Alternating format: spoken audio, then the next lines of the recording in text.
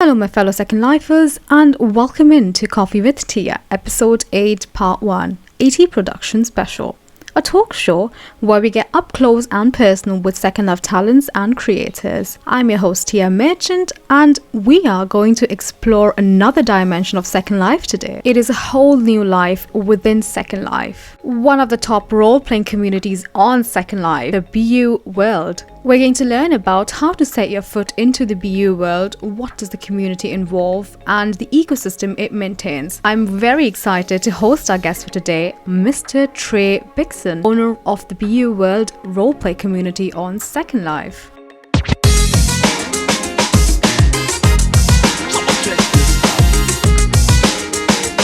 Hello Tre and welcome into Koffee with Tia. We are very excited and so much eager to learn more about your community and yourself today. Thank you, I appreciate it. It's good to be here. Alright Tre, so tell me about yourself. Tell me how did you join Second Life and your journey, and what is Second Life for you presently, please? Absolutely. My journey into Second Life started back in 2008, around that time frame. So I've been here quite a bit. Mostly that was for personal reasons. It wasn't until a certain time after that that I started to really get into being part of BU. But for many of our team members, they started in BU, in Second Life long before BU. Two of our team members were in Second Life during the beta mode. So we all sort of happened to meet each other by fate. And at some point after that, BU was kind of born. As of right now, I've days of being in Second Life for pleasure and leisure are gone. I primarily only work, not too much, casual hanging out, except for the small things that we do as a team together. Well, thank you so much for sharing that with us, Tre. I think the responsibility that you guys have on your shoulder, running this incredible, beautiful community, and I think that really keeps you on your tiptoes. So you gotta be 24/7 available for all your customers, if there is anything that requires the urgent attention. So I'm assuming that really keeps you on your tiptoes then for all day long, doesn't it? To a certain extent, you're absolutely right. Every day is a new day, and you never really know what is going to happen on a daily basis. So I couldn't really tell you what a typical day is for me. It's always different. It's always fun. It's always interesting. And so I really can't complain at all. Absolutely. With the new day comes new adventures and new things to do, for sure. All right. Okay. So tell me, when you did start BU, did you always have in mind that you're going to expand it to this level, or conceptually that it was just limited to a certain region or a certain group of people then? Yeah, in the beginning, I'll be completely honest. I really wasn't sure how it was going to. When BU first started, I came in sort of after the initial part of it. BU was really an idea from 𝐊𝐫𝐞 and 𝐊𝐤𝐿𝐴𝐻𝐿. They're the two really kind of came up with the idea a long time ago. But ultimately they brought me in, and we kind of sort of just blossomed from there. It really became one of those things that once it started to become what it is today, it was sort of surprising to me. I was pleasantly surprised that it took off in a way that it did, and there's so much room to grow. I think too that the marginal growth we've had since it started, we could really go a lot further with it, given the right choice. That's very important and good to know that your community is so diverse and vast now, and it's been receiving well, and there's so much more to grow with the BU world for sure. So along those lines, please talk to us about how does the BU community work, please, for the residents who are unknown to the BU community and the BU world. So what does your community involve, please? Sure, I'll do my best. So the BU community is actually pretty amazing. What we've discovered is that given the opportunity, a lot of our members really do work together to accomplish this role playing. They come together, do all kinds of different tasks, whether it be restaurants, bakeries, candy shops, doctors' offices, lawyers' offices, grocery stores. They all kind of come together and they make BU what it is. So I can't really say that the owners have made BU what it is. It's really been the community. Getting started in BU is actually actually pretty easy because our HUD is free. There's just so much detail that to explain how it works is really a tough task because there's just so much that goes on. And that's the real challenge, you know, in a role play system that works the way that Beyou does. It's really integrated. Everything is connected. In the beginning, a lot of people can get really overwhelmed. And that part of explaining how things work is our responsibility. And we've tried to do our best, but it's almost an impossible task to get everything, you know, documented and written down because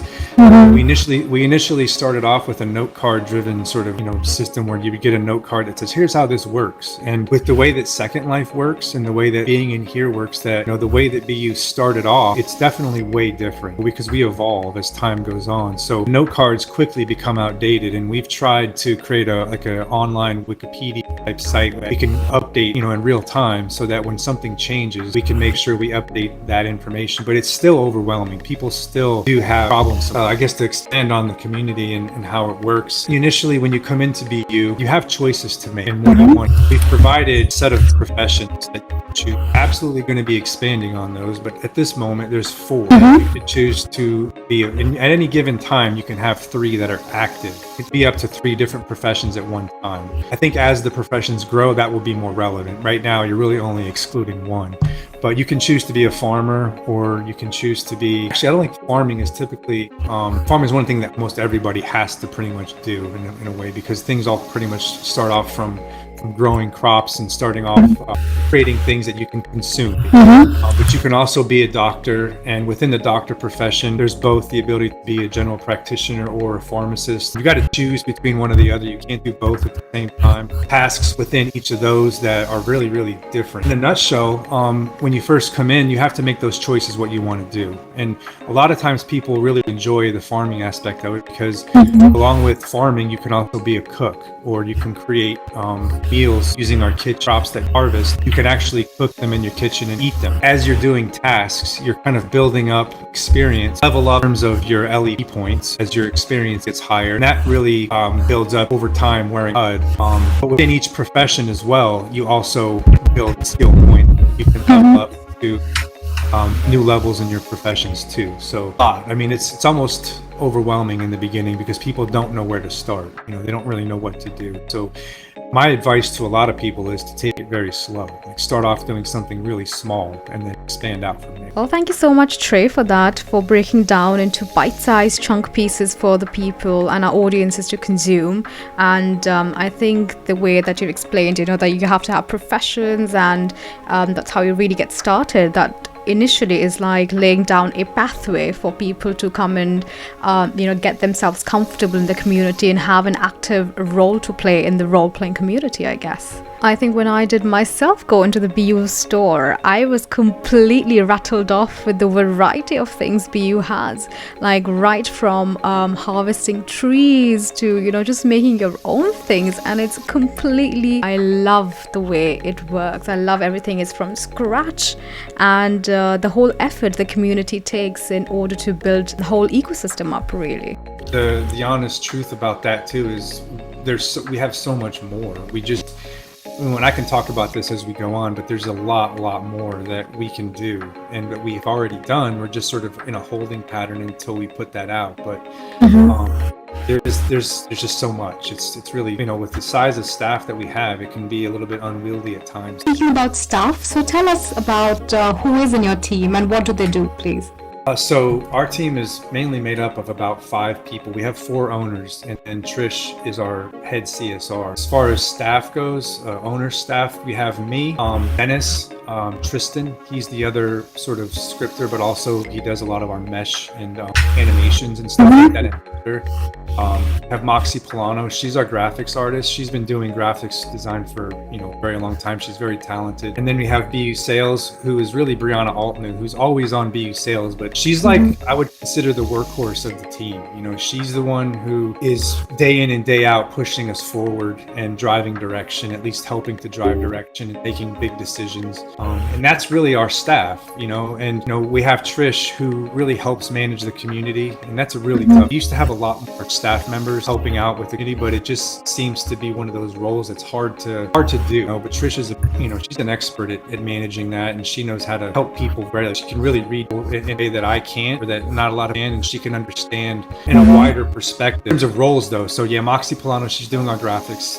I primarily do our web service, which is external to Beyou Second Life. I also help out with scripting. Dennis is a scripter, but he's a lot of our mesh sales. She's also a scripter, and she's doing a lot of the bulk improving our product. She's been integral in helping improve some of the things that were not necessarily done right the first time. That's really it. We have 4 people that's doing the work of this, so it can be a little bit much at times. I think you guys are doing a fantastic job. By the research that I was doing for Beyou, I got so many positive reviews at how people are completely immersed in this whole world of theirs, and they're farming, they're making food, they're making recipes, they're playing an active, lawyer or a doctor, or they're really, really engaging within this community. And you hear so much, stories and so much positive reviews from the wider spread community. And I think it's a world within Second Life. It's like another world, into Second Life, which is the world of Beyou. Right. Yeah, and it's constantly growing. It's been a slow sort of grind along the way. There was a time, I'd say, when COVID started, where we just started to get to the point where we were reaching levels of users that were much bigger than we were used to, but it's just ever since then it's sort of slowly growing. And there's also people that have gone away for a while that will come back after some time, and they'll be pretty taken back by how much things change in just a year's time. I think you have to be in the business. I think you have to know about the recent things happening and changing and constantly upgrading, feedbacks, reviews, to actually maintain that kind of provide that kind of customer service for people as well. I think that could be really challenging. Yeah. So what would you say is your biggest challenge with Beyou then, along those lines?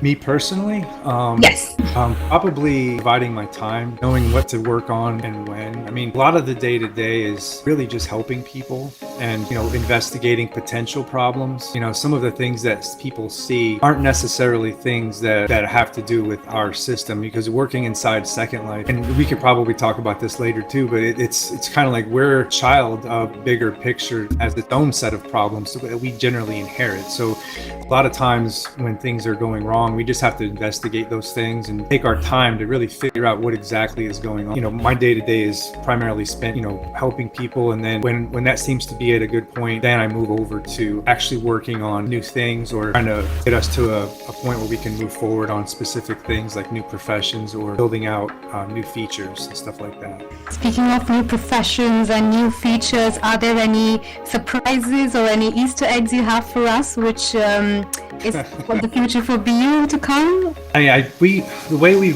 generally operate is try not to preempt too many things. I think in the past we've tried to do that, and what ends up happening, at least in practice, is that we end up having to take things that we put on the table have to be sort of pulled back or delayed too long because of certain things. So I try not to say too much, because there is so much that we have. Promising it to the community is always a bad thing, because we're held to those promises, and if we can't deliver, then I generally feel bad.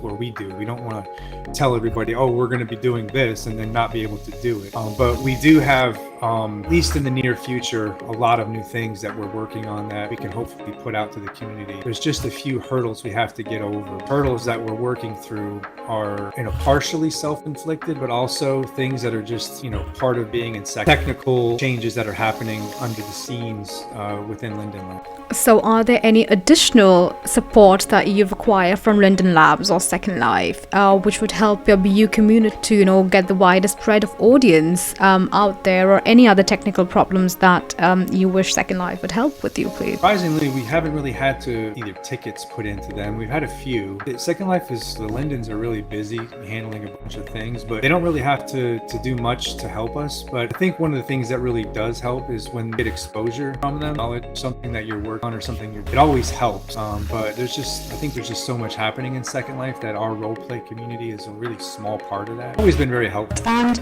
I think you mentioned the roleplay community, and I personally haven't been into much of the role-playing community, but I've had friends who are very much into it. Like the other day I had one of my friends who was really, really into Beyou, and she always invited me over to, her home to make food and like have recipes and stuff. And I used to always think like, how are you making these things? I think I surely thought that she's buying off the marketplace, but one day, she was showing me around like the farm, and this is like literally actual things that do in real life that are actually on your plate on Beyou. And I was really shocked. I was like, wow. Like, for people say it's one of those things that started off, it snowballed, as time went on, things just started integrating naturally together, and farming and cooking was one of those things. It just seemed to kind of progress on its own. Like anyone could get an interest in cooking when they have the farming as well going on alongside, because it's like your produce, your products into like your kitchen plate. You can also help other people by giving them some of the food you've created, or the kitchens themselves, you can share with your family, so you can allow other people in your family to cook on your kitchen with your own ingredients. A lot of the things that we do, or at least a lot of the things that are coming out are suggestions from the community. They're driving a lot of the direction that we go, and we get a lot of suggestions, a lot of really, really good ones, and some of the things that we've been asked to do we have done, and some of the really good suggestions that we've had are just not possible at times. I think it's hard to gauge from an outside perspective what's really doable in Second Life and what isn't. But yeah, a lot of our direction comes from the community themselves. That is also behind it. It's not just community that you're putting out there, but also the interaction, the involvement, and you're taking the feedback into account, which is a tremendous applause for you, because I think there are people who consider the opinion of the community, but there are very few people who actually implement those. And I think you implementing the feedback of your community is quite commendable. So well, thank you. We try, and we honestly, that's one of the things we'd like to do more of, and I guess a little bit of an Easter egg, not really, but we are actually working actively on involving the community more in the direction going forward. So yeah, that's one of the things that I think is a real positive, because me personally, I don't necessarily I always keep my thumb in the air to see kind of, how things are going and what people think, but ultimately I'm not in the weeds like some people are. I don't know a lot of the details of the day-to-day of our community members and what they do and don't like. So we really do need what's working and what's not. Stuff really does help us tremendously. I think you're very humble, to be honest, in that perspective, that you're involving a lot of community members. You're involving a team. You're working together as one community, and I think that's what the spirit of bringing a community together is the spirit of a role play, right? How did you win over your first set of role play members? Well, I wouldn't necessarily say winning them over. I think a lot of what happened was really word of mouth. When we first started, there was I think a few other role play systems, but our way that we designed our system was just a little bit different. I think when people started using the system in its early stages, they saw the potential and how it could grow, and then just through word of mouth and getting other people involved with the things that they were doing really won a lot. I think once you realize that you can really personalize your experience and do the things you want to do, and really make choices that only affect you, it's kind of one of those things that naturally brings other people to it. Once you seem to be having a good time, it's only natural that you involve other people. Winning over some of the early members was really just word of mouth. We do very little marketing. I'd rather say that if Second Life would, or lindenlabs would put your community out there and get more exposure, then there would be much more chances for people to flood into Beyou and enjoy Second Life a bit more with this role play experience. Or do you think like the exposure for Beyou is a bit on the compromised end?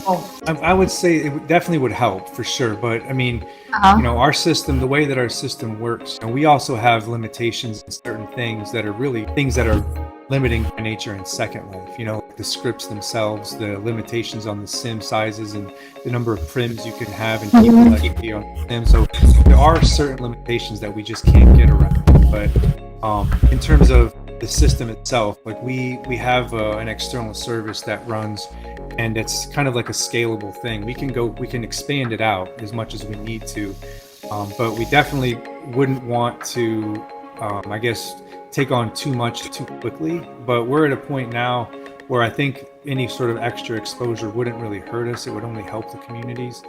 Because a lot of the people who play, they don't just role play to just role play. They role play because there's the opportunity to start doing the things that you're doing, but you can also sell your things, like sell your products and services to others. So you can actually, at some point, there's a lot of our members who have Beyou sort of pay for itself in a way. You have to spend any lindens on, tools or equipment or supplies. In the end, the way that things work is you could, have that stuff sort of pay for itself. And I think that drives a lot of the people that play, is that factor. Also, would you say the Beyou has increased the rates over time, or they have kept the same throughout its inception, or how does the rate works, please? Yeah, our pricing doesn't really change at all. Like we do have a model for that, so that it leaves room for people to sort of make their own profits down the road. Like we don't try to price things out in a way that makes people have a really hard time to turn things around and make their own profits. But there's also limitations in that as well. So but that's always our goal, just to not just provide a role play system, but also provide a way for people to actually own businesses and have their own small little communities where you can buy and sell products and have your own little markets for the things that you do. Yes, absolutely. I think I've been to one of your affiliates shopping markets, and it's such a wonderful, real experience. You raise your trolley and you go around shopping. It's literally like off the rack. You can buy products, and it's literally imitating a real supermarket. Right. I think it's wonderful. I think the fact that you can touch. That's all of them too. Like they're the ones who are making this as amazing as it is, because there's a lot of people with really creative ideas, and to watch them sort of take their ideas and make them happen, it's really fun to watch. And it helps us sort of understand too, when we see what people are creating using the system, it helps us also make it better down the road too, for others to do the same by keeping those same concepts in place or improving on things that might make that part of it much easier for them. Because there are things that when you want to do something very specific to you, there might be limitations that we've created that we're unaware of, and when we find those things, we try to fix them and make it easier for people to do that. Because you're right, some of the things that people create are really awesome. And I think that's what the community spirit is, really. Kudos to you for that, and all the affiliates that are, day in and day out helping to enrich the experience for the wider spread of community. A really, really active, friendly, and a very welcoming environment it is, absolutely. So, Tre, what is your most sold item on Beyou, please? Most sold item? I'm gonna probably go with I'm horrible at this. Well, and there's also this other aspect to it, that it's not necessarily just things you buy from us. Like there's things that we as the owners sell to the community, far more things that people sell to each other. I think one of the things that people do buy from each other are like, things that they've farmed, crops, and meals that they've cooked, or things that people have crafted, because we also have a crafting system where it doesn't necessarily tie into any specific profession, but you can craft things, and the things that you craft, you can either choose to use them yourself or you can sell them to other people. And I know people do pretty good at selling those things as well, but if in terms of that most highly sold thing for us, it would probably be like seed, crops, maybe hygiene items, or little things, little things that aren't necessarily extremely. Community members do a lot of their own marketing, and they sell a lot of their own products to one another. I really don't have information on that specifically, but the fact that people are still playing and still using the system and managing to drive sales for themselves lends me to think that we're at least doing something a little bit right. So I hope that answers your question. I don't know the community that well, but I think what you're saying about farming and what people would, conceptually by that. I think that makes a lot more sense, because a lot of people are into farming, and it surprises me really, like how many people are, willing to actually try on farming or, live that lifestyle. It's amazing. It's amazing. I mean, if I would be given a chance, if I would be free, I would definitely, have some spare time and get into this farming and the Beyou world for sure. I think it sounds really interesting, and as I said before, it's almost like a life inside Second Life. So one of the things that we're getting ready to update, this is also, I guess, a little Easter egg. It's nothing revolutionary, but our farming system over the years, it's been pretty decent. It's not, I wouldn't say it's perfect, but the other team member we have, he redesigned a lot of that stuff, and we're basically going to update our farming system, and it's going to be much easier for people to use the farming system. And there's also another community suggestion that people had that Dennis implemented, which is something that people have always wanted, and that is to not have to, always have to stand and water your plants. We're going to have an irrigation system that allows people to have their crops be watered, not necessarily have them be there when it's being done, because that's one of the responsibilities of farming, is you have to water your crops, and it can be time consuming, especially for people who are farming lots of things. You have to stand on every farming plot and put water on your plants. So that's something that we're going to be putting out in the next couple of weeks to month, maybe something like that. Brilliant Easter egg. I think people will be really excited for that, since it gets them a lot more convenience, isn't it? So definitely. It's going to be very, very convenient for a lot of people, for sure. I think all the listeners out there who are into Beyou role playing, I think there you go. That's your exciting moment of the day today, isn't it? So let's talk about some of the problems that the RP or the roleplay community faces. What would you say would be your challenge in the role-playing community that you've come across, or any incident which you would like to speak us about?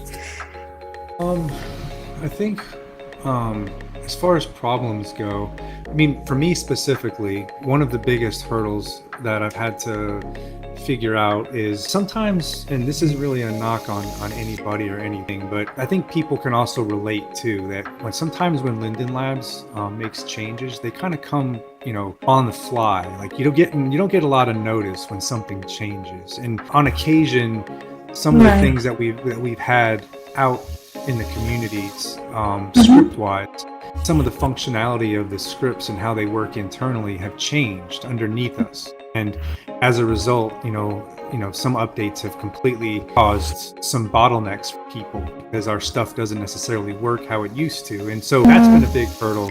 We've had to sort of figure our way through some of those things. They haven't been so frequent, but especially more recently, I think it's been way more stable. But in the past, that's definitely been a pain point for me, is that there's been a few things that we've used, like functions or script capabilities that just at some point, like at the snap of a finger, it just doesn't work the same way anymore. That could be really frustrating for our users. So I can understand why that would be a problem for them. That's just one. Another thing too that I guess I could point out is that along the lines of getting started and having a lot of different options, is people don't necessarily know where to start, and so what they'll do sometimes is try to do too much. My advice is always to start off slow, but some people, they go in head first. They dive into the pool without looking how deep the water is, and before they know it, they've got a kitchen and farming and some crafting supplies and a forge and a sawmill, and they've got all these things to do, and then they're like, okay, now what? And that's also something that I advise to not do, just because it can be overwhelming, and it could be, I don't have the time to do all this, and that's where people kind of collaborate with each other to get things done. Right, okay. And is there a step guide for people, like a step-to-step manual or a step-to-step guide for people to get started? Or, if there's any instructions for them to follow along if you don't want to, dive head foot forward, really? So is there any manuals that we can expect from Beyou, or is there any content out there which would be really helpful for the users, that if they want to try on and come aboard this Beyou journey, please? On some things we do, like I can give you a link to our wiki. I call it the wiki, but it's really like I guess what's considered a fandom page, and we have community members who are actually the ones maintaining it. So some of our community members are very thorough, and they'll let us know when something isn't correct. Like And if there's a certain thing that is difficult to figure out, you know, like one of the things that we have that was released almost 2 years ago, maybe 3. I'm trying to think exactly, but is we started putting out farm animals, and we started off with chickens, and we do have plans to expand on that, but chickens can be somewhat complicated at times. And so, you know, our documentation on that is pretty thorough. And, you know, as far as cooking goes, we have a lot of documentation on how to get started on that and how to really do it in a way that isn't overwhelming. And you just have to be on the Wikipedia and sort of search for certain things. And if there's something that you want to do, generally speaking, you can find something that's written about it. You know? Okay. There isn't. We try to keep that always evolving too. Like, and don't get me wrong, it's definitely not perfect. And you can easily criticize us for that, but it's hard. It's a difficult job to do. So, but the wiki is the best place to go to figure out how to get something. Okay, so all the information are there out in the wiki, and you can easily get your hands into it. Perfect. Yeah, and I should also add to that too that our community members are great resources. You know, that's one of the reasons why the group is so useful, because people always help other people. You know, so if you have questions on something, a lot of times if you just go into the group and say, hey, you know, how do I do this, or how does this work, or what's going on, I'm using this product and it's not doing what I expect it to do, there's pretty often somebody who does, and they'll come to your rescue and say, oh, I've done that before, here's how you do it. And so by that stretch, like, I think the community is the biggest source of help to each other. Absolutely. I think I thought I got cut off. No, absolutely. I think the idea behind any role-playing community, or any role-playing in general, I think it's helping out people with each other. And also, I think the word of mouth, as you said previously, you know, that's really helped. So I think if you work together with each other, you build your own ecosystem, and I think that brings like a stable environment for you to actually learn, grow, and make friends, really. So yeah. Well, that was a wonderful conversation for the part 1 with Tre Bikcin. I'm sure you enjoyed that very episode. Stay tuned for the part 2 of this episode coming right after this. Do like, share and subscribe to my channel if you have enjoyed the video, and stay tuned for more such interesting interviews to come. Also, there's going to be a giveaway on the part 2 of this episode, so do not forget and do not miss the next episode, guys. Please do leave your comments in the comment section below if you have enjoyed this episode, and if you want any other guests to be on the show as well. I will see you very soon with the part 2 of this episode. Till then, stay virtual and God bless.